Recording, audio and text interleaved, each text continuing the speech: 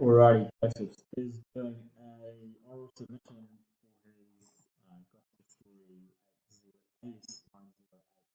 So I'm going to be asking questions and Joseph will respond. So Joseph, your first question is describe the three stages of the gospel formation.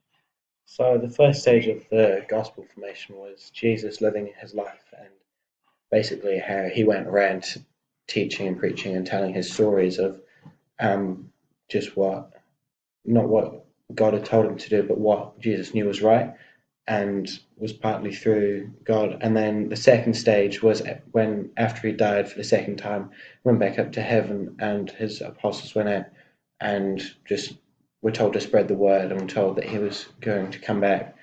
So they spread out and just started spreading the good news basically, as that's what they knew was right and what they knew other people needed to hear. And then the next stage of the gospel was when the original apostles and disciples were starting to basically grow older and realize that Jesus might not actually be coming back in the next 10 years or 11 years. So that was when they had to start writing down the stories because it was just going through oral tradition. And they knew that it would be lost because if not, because the stories would be changed through each generation. And that basically is the three stages of the gospel in a nutshell. Yeah. Fantastic.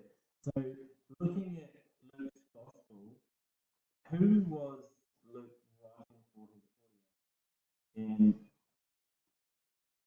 what did he want to do in portraying Jesus, or how did he? So Luke's gospel was more. So the other three gospels, I can't remember the name for them, but the other three, Matthew, Mark, and John, were all very similar, and they were all written for people of Jewish descent or were already Jewish. Whereas Luke's gospel was aimed at Gentiles, as Luke himself was a Gentile, and basically the whole point of Luke's gospel was to show those who weren't Jewish or of Jewish descent that actually they were welcome and there was a place for them in the Bible and the teachings of Jesus and in God's eyes. Um, so that's so it's that Luke's gospel is the whole focus on not those who are perfect or what is believed to be perfect. It's making sure that everyone, no matter what they might believe in or what they might look like or anything like that, still are allowed to see and hear the word of God. And that's it. Cool. So, Christian who is looking at the gospel for many in their lives, describe the message that Luke had for people that he was writing to, and how is that message still relevant for us today? So, with the idea of Luke's gospel being written for those who were outcasts because they were Gentiles back then, it's relevant to us now because even though we might not have Gentiles now, there are still groups of people like people who are homosexual, people who are black, people who live in poverty or are criminals, and it's making sure that even it's not even just Catholics, it's everyone, and everyone should know that just because someone might seem different, might look different, might act differently, um, doesn't mean you should exclude them. If anything, it means that you should almost encourage them more or just nurture them more so that they have a place to be. So, like for criminals, for example, we shouldn't just lock them up in prison. We should be giving them love. Um, we should give them a place to stay that isn't necessarily a cell. Um, and like for homosexual people, we shouldn't say, oh no, you can't marry your partner just because we don't think it's right. They've found love and they should be allowed to do that.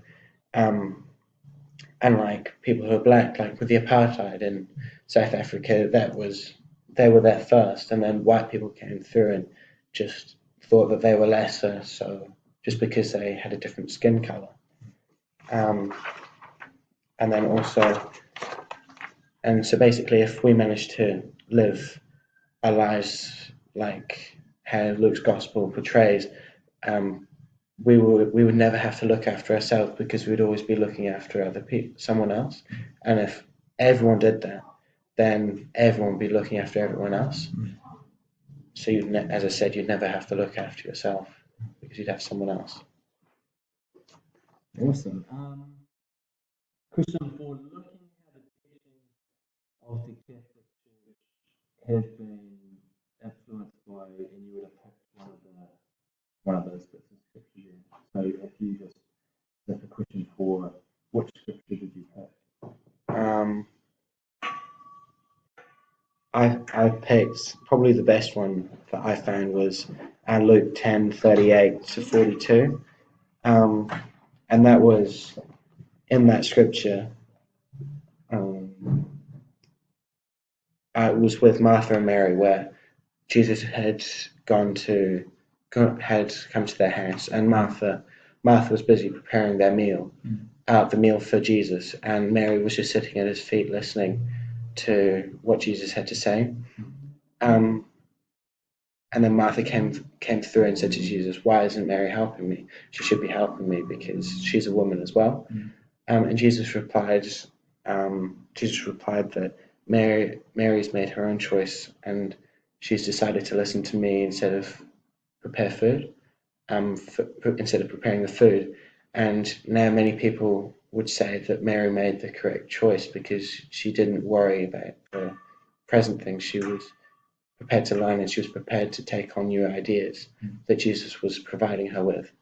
And if we were able to live our lives like that now, we would never be focused on, oh, we've got one assessment that we have to do. It's making sure that we actually learn about the whole topic, and it's not even just through school like that. It's don't just live the life in the moment. Make sure that you have experiences while you still can, and you're able to then nourish and cherish them for the rest of your life. So that was probably the best piece of scripture that I found was relevant to now and is influenced through the idea of Luke's gospel. Looking at the wider implications from that story that we just talked about, what are the wider implications from that in terms of like personal, social implications? So I found that Luke chapter 9 verse 10 to 17, where he's described feeding 5,000 people with just a few loaves of bread and a few fish, is really significant and key to nowadays, because there are people now living in poverty who don't have enough food and will quite often go hungry at night. And that whole story of Jesus managing to feed 5,000 people with barely any to start with, it's a whole idea of making sure that what little you do have, you make sure that others can share with that. Because if we were all able to share, let's say, if we all had if a few people had a loaf of bread, then we were able to give a slice of bread perhaps to those who might not have had. And it's making sure that those who don't have do have, because we have enough people, and even our society here in Richmond, to give enough food and give enough support to those who go without. And then also in Luke 5:24 and Luke 7 verse 48, where Jesus is described meeting someone who has sinned and is also paralyzed, but he still forgives and he still heals that man, because it's not about, oh, someone's done something bad, so we forget about them. It's making sure that everyone receives that love, and even though they might have done something bad against what you believe or what against you personally, that shouldn't stop you from helping someone. And Jesus in those parts of scripture forgave the man's sins and also healed him, which is basically the show of ultimate love that Jesus and God are able to show.